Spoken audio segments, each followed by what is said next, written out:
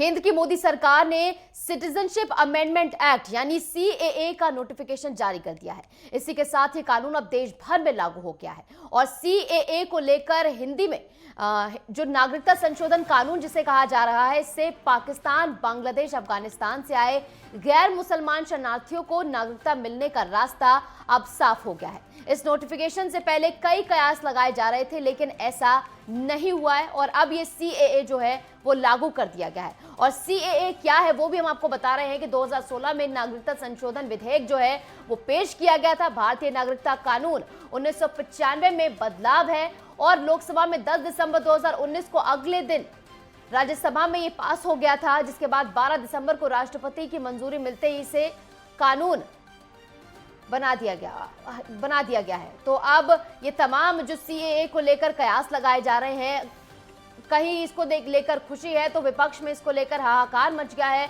लगातार विपक्ष इसका विरोध कर रहा है, कह रहा है कि चुनाव से पहले जो ये किया जा रहा है ये मुस्लिमों के साथ भेदभाव करने के लिए किया जा रहा है। लेकिन अब जो है सीएए लागू कर दिया गया है। पड़ोसी देशों से आने वाले अल्पसंख्यकों को इससे नागरिकता जो है वो मिल सकेगी। और गृह मंत्री अमित शाह ने भी ये साफ कर दिया था, जिस तरीके से ये बातें फैलाई जा रही हैं कि इससे मुसलमानों की नागरिकता छीन ली जाएगी या मुस्लिम समाज को भड़काने की कोशिश जो लगातार की जा रही है, इसमें किसी की भी नागरिकता नहीं छीनी जाएगी। ये खुद गृह मंत्री अमित शाह ने साफ किया था। और ये कानून सिर्फ शरणार्थियों को नागरिकता देने का कानून है, किसी से भी नागरिकता छीनने का कानून ये नहीं है। आपको बता दें 10 दिसंबर 2019 को ये लोकसभा में पेश हुआ था, जिसके बाद अगले दिन राज्यसभा में इसे पास कर दिया गया। और भारतीय नागरिकता कानून जो है वो 1995 से अब तक 6 बार इसमें संशोधन किया जा चुका है, यानी अब तक इसमें 6 बार संशोधन किया गया है, जिसके बाद अब आखिरकार इसे लागू कर दिया गया है।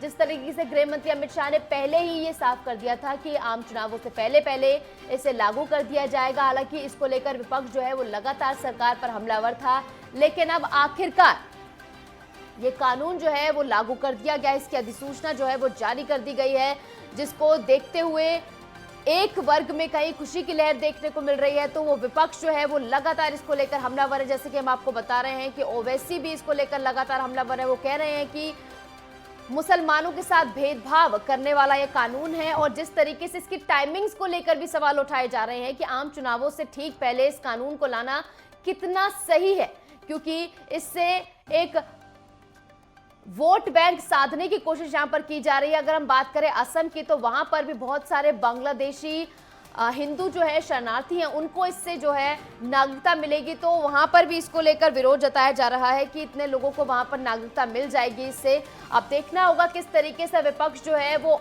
आगे क्या कुछ कदम उठाता है, क्योंकि अब देखिए ये कानून तो लागू हो चुका है। और जो राजीव गांधी की अगर हम बात करें, तो राजीव गांधी ने अपने समय में ये वादा किया था, जिसका जिक्र खुद गृह मंत्री अमित शाह ने भी किया कि उनका अधूरा वादा हम पूरा कर रहे हैं।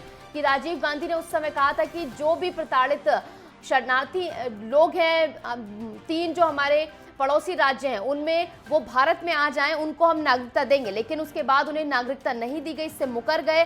पाकिस्तान, अफगानिस्तान और बांग्लादेश, ये 3 वो देश हैं जहां से शरणार्थी आए हुए हैं भारत में, और उनको इस सीएए के जरिए जो है वो नागरिकता प्रदान यहां पर की जाएगी। तमाम जो ईसाई हैं, बौद्ध हैं और पारसी जो तमाम शरणार्थी आए हुए हैं बांग्लादेश, अफगानिस्तान से, उनको इस सीएए के तहत जो है अब संरक्षण यहां पर दिया जाएगा। अब उन्हें नागरिकता जो है वो प्रदान की जाएगी। हालांकि ये बात भी लगातार उठाई जा रही है कि मुसलमानों की नागरिकता इससे छीन ली जाएगी। इसको बार बार साफ सरकार द्वारा किया जा रहा है। गृह मंत्री अमित शाह ने भी कई बार इसका जिक्र किया है कि ये कानून किसी की भी नागरिकता छीनने का कानून नहीं है।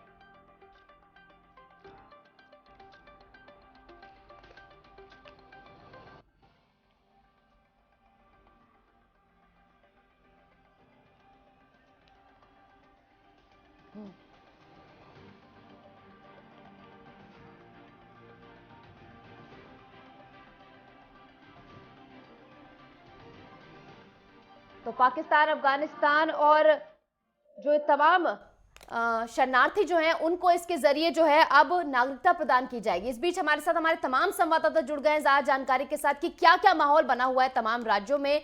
हमारे साथ जुड़ गए हैं लखनऊ से राघवेंद्र प्रताप, हमारे स्टेट हेड जुड़ गए हैं, ज्ञानेंद्र तिवारी हमारे साथ देहरादून से जुड़ गए हैं, वहीं ईशा ठाकुर हमारे साथ चंडीगढ़ से जुड़ गए हैं। इसी के साथ देखिए सबसे पहले आपके पास आते हुए राघवेंद्र जी, राघवेंद्र किस तरीके का माहौल बना हुआ वहां पर? विपक्ष लगातार हमलावर है सीएए को लेकर, लेकिन लोगों में खुशी की लहर है इसको लेकर या नहीं?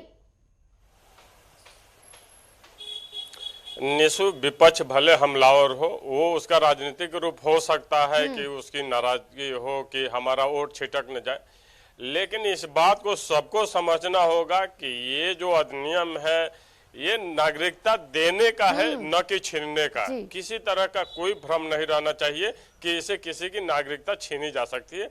ये सिर्फ नागरिकता देने का नियम है। अब बात आती है कि माहौल कैसा है प्रदेश का। तो कल जब ये अधिनियम सूचना जारी हुई तो उसके बाद से ही मुख्यमंत्री का जिस तरह से निर्देश था या पिछले 7 सालों से जिस तरह का law and order Uttar Pradesh में देखने को मिल रहा है, और डीजीपी का भी आदेश आया कि कहीं भी कोई अप्रिय घटना न सुनाई दे और पुलिस गश्त करे। और सच मानिए निशा, उसी का देन है कि आज उत्तर प्रदेश में अमन चैन है, कहीं से कोई छिटपुट घटनाएं भी सुनने को नहीं मिली है।